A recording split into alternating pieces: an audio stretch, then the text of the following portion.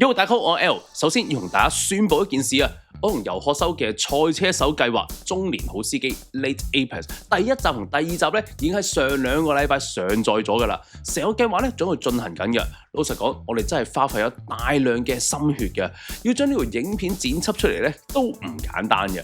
同時呢個計劃要行得成，實在需要你嘅支持嘅。可能你只係對 F1 有興趣，不過香港真係好少呢一種100% 真實嘅賽車真人 show 嘅，而我哋咧係非常認真咁去對待呢件事嘅。去睇下呢條影片或者分享俾你身邊嘅朋友啦。第3集咧，今個禮拜5都會上映，唔好錯過啊！ F1 暑假終於結束啦，諗唔到頭炮就咁精彩啊！到底今場 Lando Norris 係點樣再創佳績？Aston Martin 嘅升級有冇實際作用？而法拉利又點樣打回原形，再一次發動神策略呢？今日影片我哋一齊回顧下成個比賽週末嚟啦！荷蘭大獎賽。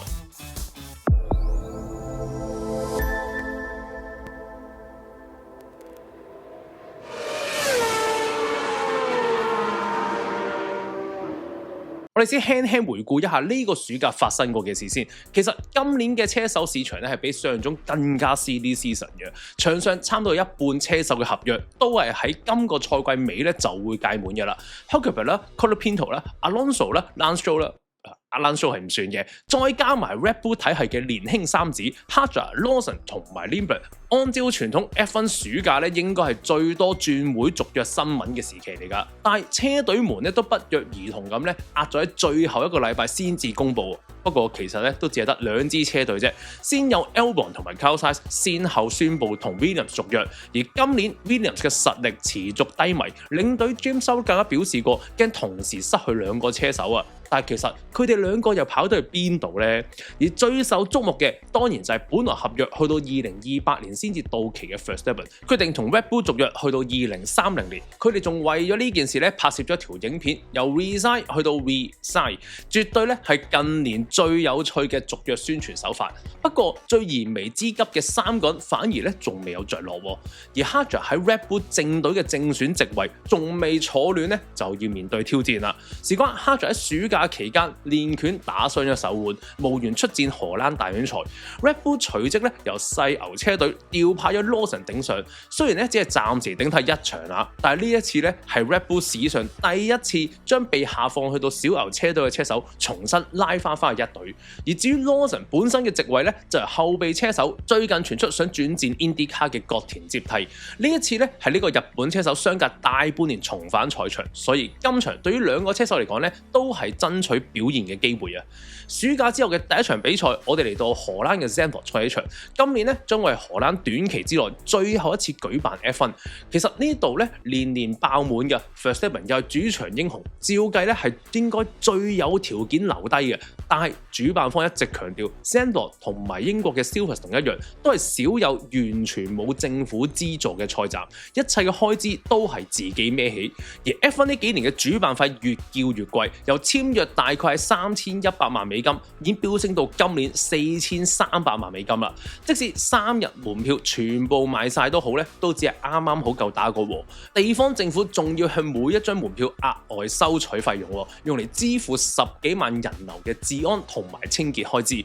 所以賽道方只能夠決定，與其硬撐去到爆煲，不如趁人氣仲係高位嘅時候，光輝地咁樣去畫上句號，定咗今年咧就係收官之作。其實 Zandvoort 咧絕對係一條有趣嘅賽道嚟㗎，建喺北海邊嘅沙丘裏邊，賽道長年吹住海風，天氣預報喺呢度咧係最難捉摸嘅。海邊吹嚟嘅雨雲話變就變，甚至咧係會夾雜到雷暴一齊殺到，風向風力亦都隨住時間會不斷改變。所以呢一個 weekend 天氣咧反覆到令人摸唔透啊！帶住呢個前設，我哋進入衝刺賽。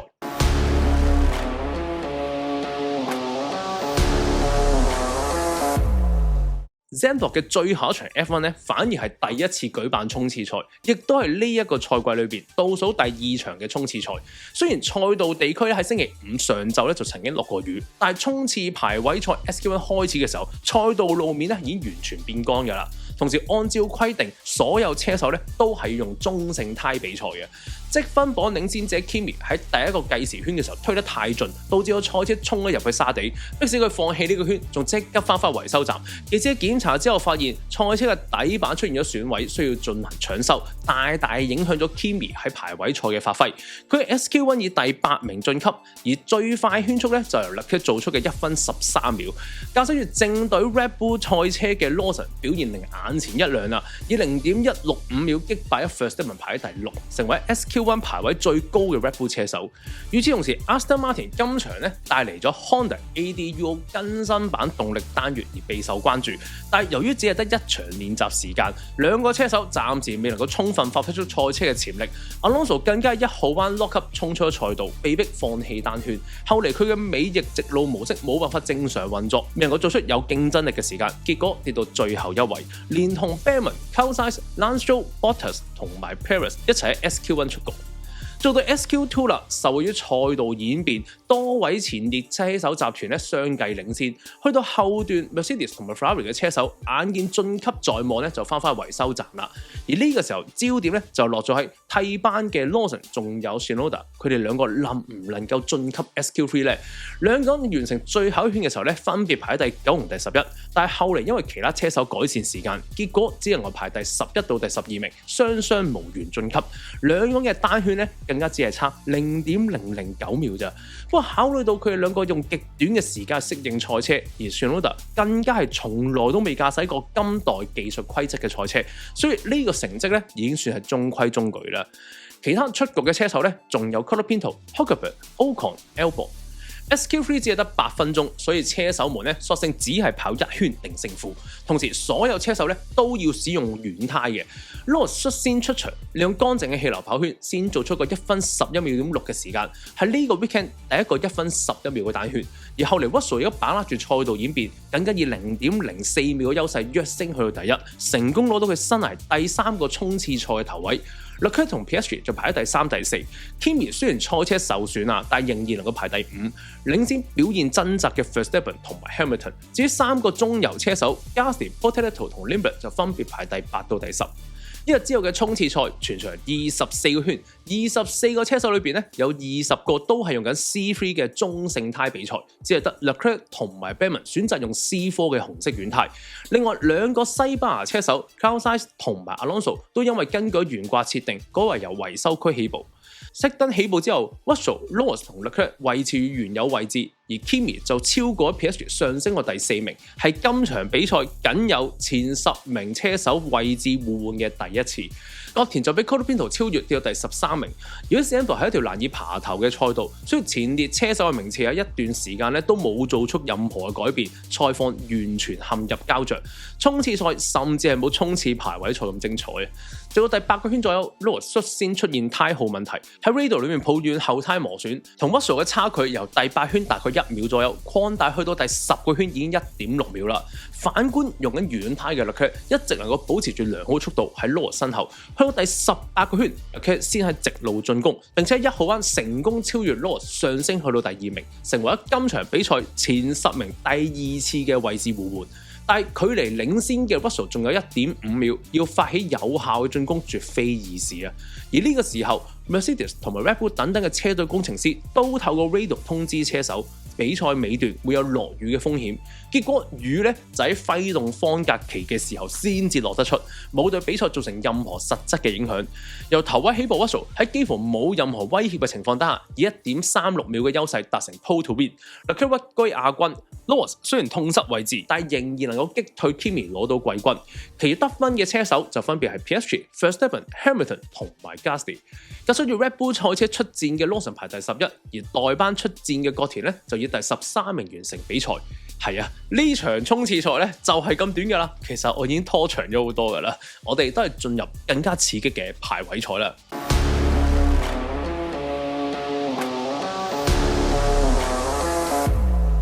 衝刺賽結束冇幾耐，排位賽緊接而嚟，各車隊會有3個鐘頭左右嘅時間去修改賽車設定，為到正賽做好準備。呢3個鐘頭對於法拉利車隊嚟講可以講係非常重要啊！因為 Hamilton 喺衝刺排位賽裏面已經投訴，賽車喺練習賽之後更改咗少少設定啫，就導致個賽車完全走樣啦。相信佢哋應該會再度修改設定啊！排位賽開始之前，雨就已經停咗㗎啦，但係似乎尾段落雨呢個陰影一直都未能夠散開。Q1 喺天晴同埋乾地狀態展開，備受矚目嘅角田率先展開計時圈，第一圈咧就已經俾隊友 Limber 快咗0.333秒啦。Lawson 如果跑出比 Verstappen 快0.178秒嘅單圈，兩個臨時頂替出錯嘅車手都喺 Q1 首圈比隊友更加快。第二輪跑圈 ，Limber 換咗條新胎之後咧，超越咗角田上到第6名，但係反而 Verstappen 咧就比角田慢0.2秒排第12名，Lawson 仲要排第14名添。4個 Red Bull 車手咧都係咁樣順利晉級去到 Q2。而另一方面，搭載咗更新版本 Honda 動力單元嘅 Aston Martin 繼續陷入苦戰啊！今次喺冇任何機件問題底下 ，Alonso 同埋 Lance Stroll 最後一圈咧仍然未能夠晉身去到前16。到底係仲未磨合好啊，定係性能已經達到盡頭呢？另外 Bellman 嘅表現同樣令人失望，俾隊友打敗之後咧就一直喺下游位置掙扎。呢一節被淘汰車手咧就分別有 Carlos Sainz、Alonso、Lance Stroll、Bellman、Bottas 同埋 Perez。做到非常精彩嘅 Q2 啦，前排車手鬥粒十分之緊張，頭位多次互換，而前7名嘅車手咧都喺1分11秒範圍，相距半秒之內。但係焦點當然都係落喺主場出賽嘅 Verstappen 同埋3個 Red Bull 體系車手身上。Verstappen 用舊胎完成咗第一圈，做出一個第9快嘅時間，而隊友 Lawson 用新胎咧只能攞第10名啫，比 Verstappen 慢0.004秒。反觀 Limber 首圈力壓 Verstappen 同埋 Lawson 暫居第7，而角田咧就落後 Limber 1.8秒排第12名。為咗不負主場車迷啊 ，Verstappen 喺 Q2 尾段換上新胎作賽，做出一個第3快嘅時間，距離呢一節最快車手 Lewis 咧0.246秒。Lawson 又以第8名完成 Q2， 係佢第一次駕駛住 Red Bull 賽車晉級去到 Q3。可惜角田喺最後一個圈咧，只係攞第12名，成為咗唯一未能夠進入 Q3 嘅 Red Bull 體系車手。被淘汰嘅車手分別係曾經習慣黐埋一齊嘅 Gasly、Tsunoda、Hulkenberg、Colapinto、Ocon， 仲有 Albon。嚟到13分鐘嘅 Q3 啦，由於天氣預報顯示 Q3 尾段可能會落雨啊，所以車手們咧必須要盡快做出有效嘅時間。10個車手裏邊，只係得 Bortoleto 同埋 Limber 用緊舊胎完成第一輪嘅跑圈，衛冕世界冠軍 Lewis 以1分11秒344攞到第一，係呢個 weekend 至今最快嘅單圈。比賽大概剩翻7分鐘左右，賽道開始落起細雨啦，各車隊咧都開始加緊準備嘅程序。10個車手都換上新軟胎翻到賽道進行最後一輪跑圈。Kimi 喺倒數3分鐘跑出一個最快圈速，不過佢呢一圈由於受到天氣影響而保守應戰。佢賽後有承認1號彎嘅車速太慢啊，導致佢損失咗唔少嘅時間。喺成個 weekend 裏邊一直都未能夠揾得出理想嘅駕駛感覺。果然緊跟住佢後邊嘅 Lewis 就即刻做出個1分11秒163嘅全場最快單圈攞翻頭位。後邊嘅 Russell 雖然喺直路速度比 Lewis 更加快，但係去到 Sector 2咧就遇上咗輪胎過熱問題，導致佢彎中裏邊損失時間，未能夠動搖 Lewis 嘅領先地位，以0.1秒之差屈居第2名。而呢一次咧，亦都係 Lewis 繼上一站匈牙利站之後，連續第2場攞到頭位起步。Kimi 跌到第3名 ，Piastri 攞第4，前排仲有一個做快圈嘅 Hamilton 打敗隊友攞到第5。Ferrari 喺呢個 weekend 裏邊嘅圈速咧都未如理想，而且仲要比其他車隊用多1圈時間暖胎。但係以 Leclerc 喺衝刺賽用紅胎嘅表現，呢個弱點去到正賽反而有可能轉化成為長距離嘅優勢啊！ Red Bull 成為咗第4快嘅車隊 ，Verstappen 領先 Lawson 0.115秒攞到第7名，第9名同第10名就分別係 Bortoleto 同埋 Limber。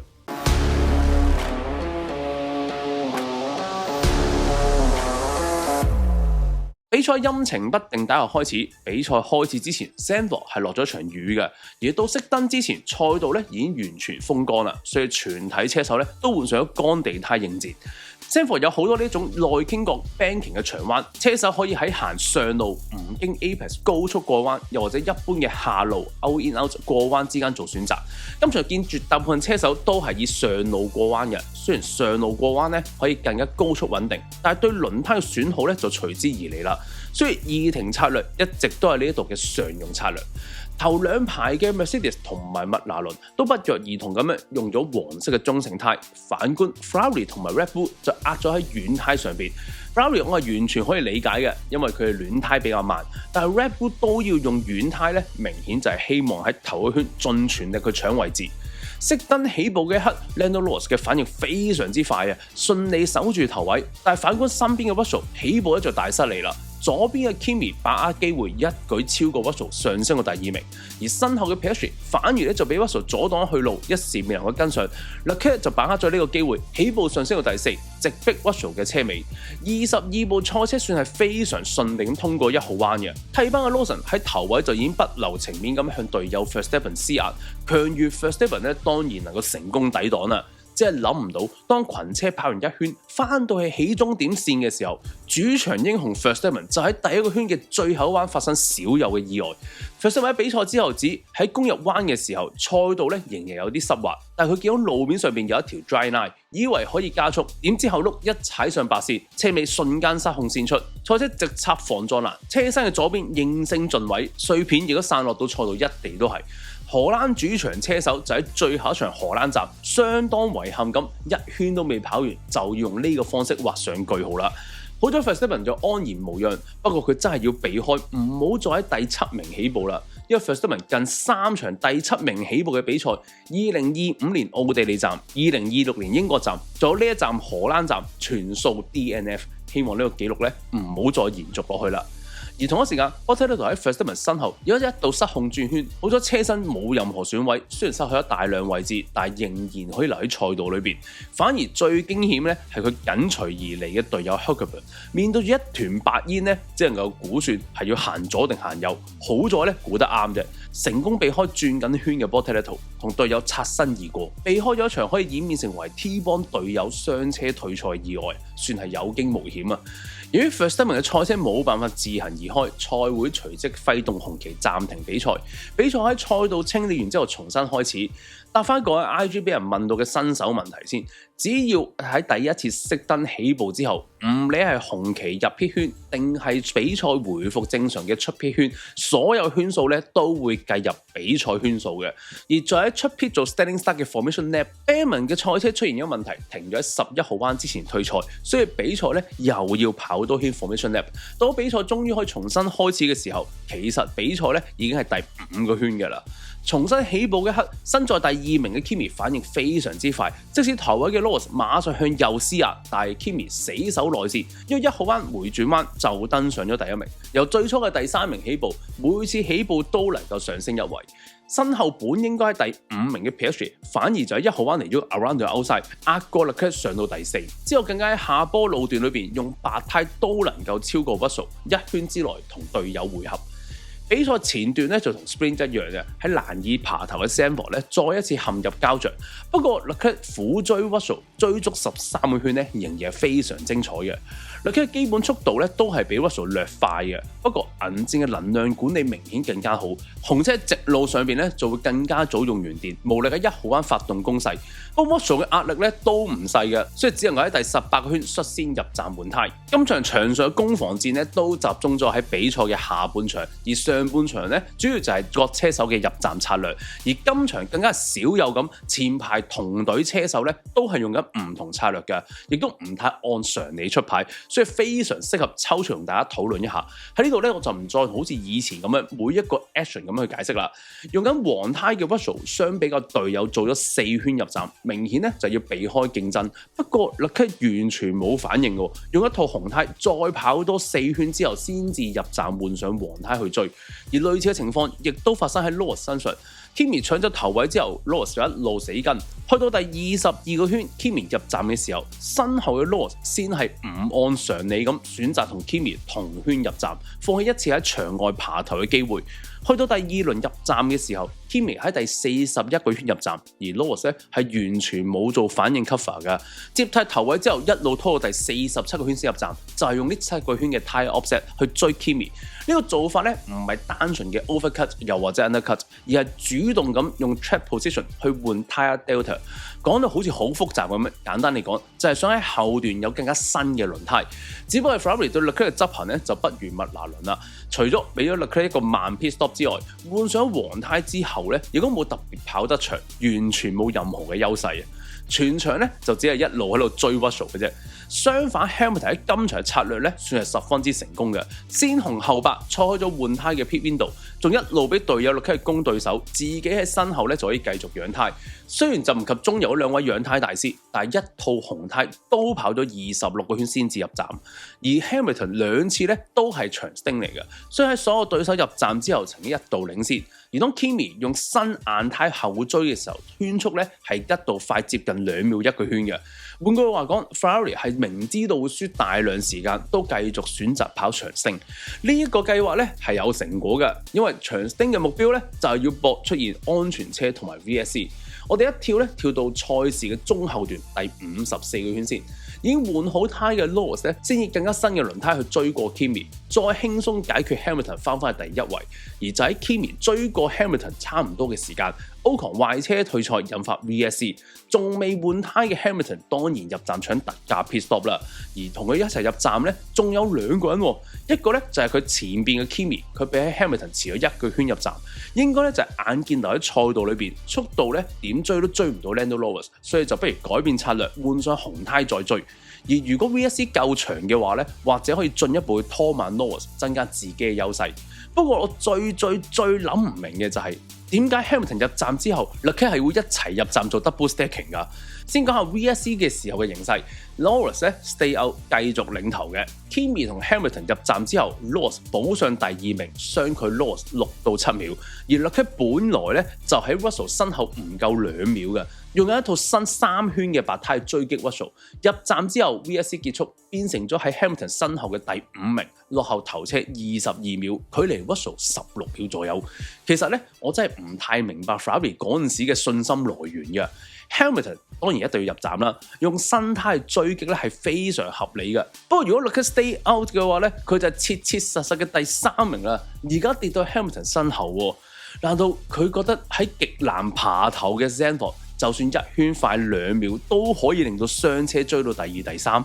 而實際發生呢係 Mercedes 打 team play，Russell 俾 Kimi 無痛上到第2名追 Norris。但如果 Leclerc stay out 嘅話 ，Kimi 係需要喺場上面追過 Leclerc先至可以同 Russell 配合嘅。Leclerc 嘅輪胎絕對係可以一邊挑戰 Russell， 一邊防守 Kimi， 等 Hamilton 從後進攻。就算輸咗俾 Kimi， 最多都翻到係熟悉嘅第4名啫。但係喺 Zandvoort 防守嘅優勢總比進攻更加好。最終就喺 Hamilton 追到 Russell 身後嘅時候，身後嘅 Williams 雙車自殺式互炒，再失去咗一圈機會。而去到最後一次進入到1號彎之前嘅直路，Russell 只係需要守住中線 ，Hamilton 追到佢身後咧就冇電再攻啦，仲令到 Leclerc 差啲撞上去添。雙車無力再攻之後，只能夠跟住 Russell 衝過起終點線。今場比賽 Leclerc 嘅表現咧算係非常之出色嘅，面對住一個又一個嘅難關，都冇向到命運低頭。但係連第4都攞唔翻嘅佢，只能夠喺車裏邊望住 Hamilton 搖頭。唉，講長咗啦，影片要收尾啦。今站 Lando Norris 計算匈牙利站之後攞到2連勝，加埋 Sprint 分數大躍進，由 Leclerc 手上搶走4個之位。而兩部銀箭雙登上頒獎台之後 ，Russell 亦都以同分打敗咗 Hamilton， 翻到去第2名。更加大嘅變化其實係中游啊，因為今場其實有好多中游嘅滄海遺珠嘅。Lawson 頂替 Hadjar 出戰之後以第7名完賽，馬上稍拉開咗同 Gasly 嘅差距。只係可惜嘅係，同樣頂班嘅角田最後未能夠抵擋住 Gasly， 再一次成為11個，未能夠登上積分榜。而老年組嘅 Alonso 同 Hülkenberg 分別用紅胎跑咗32個圈同埋29個圈啊，再加埋 VSC 唔入站，分別喺第8、第9完賽。兩個人同樣喺今季再度得分。如果近呢幾場比賽多咗 McLaren 喺度計分啊 ，Mercedes 嘅積分開始越拉越開啦。雖然佢哋今季咧未去到壟斷地位啦，但係如果喺之後嘅所有場數都攞到最高積分嘅話，喺數學上佢哋最快可以喺新加坡站提前封王啦。今日影片咧就嚟到度啦。其實今場比賽真係非常之精彩啊！雖然咧我知道係好難爬頭，但係喺畫面裏面睇咧真係非常刺激啊！頭位未去到最後第10個圈咧，都好難講出係邊個真係會跑出啊！中段亦都好多事件發生，可惜如果我再講落去嘅話咧，影片太長我剪唔切啦，一陣間出唔到片嘅，所以只能夠喺呢度到咧收尾，等你留言補充翻今場嘅滄海遺珠啦。今集荷蘭站喺香港其實仲有個特別活動嘅，你咧應該都會知道喺太古城中心有一個同陳一能啦、盈安邦現場旁述一齊睇車 event， 唔知道你有冇去到現場呢？下一站意大利 Monza 輪到我啦，我受到太古城中心嘅邀請，將會喺9月6號夜晚8點半喺太古城中心舉辦嘅活動 Race to Glory， 同大家用呢個3米高嘅熒幕一齊睇意大利大獎賽正賽。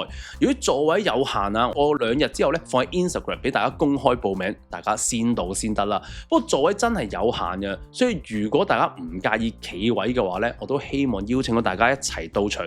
仲有一點咧，我一定要提一提嘅，我哋香港咧已經好彩咧，有2個咁專業嘅旁述啦。所以當晚咧，我同大家熱完身之後咧，就會乖乖變翻觀眾，同大家一齊尖叫交流。大家我哋就睇下下一站嘅 Monza 喺速度殿堂之上個比賽會點樣啦，而 Mercedes 又能唔能夠繼續壟斷呢？